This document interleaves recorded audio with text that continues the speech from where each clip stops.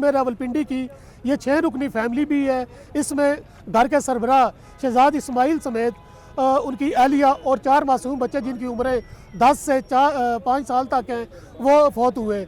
और इस वाक़े में अगर देखा जाए कि ज़िम्मेदारी किसकी बनती है तो यहाँ पर जो मौजूदा गवर्नमेंट है, पंजाब गवर्नमेंट है और रावलपिंडी की ज़िले इंतज़ामिया जिसमें कमिश्नर और डिप्टी कमिश्नर हैं, इनका जो ज़िम्मेदारी बरह रास्त बिल्कुल बनती है। थोड़ा रास्ता दे दें आप लोग।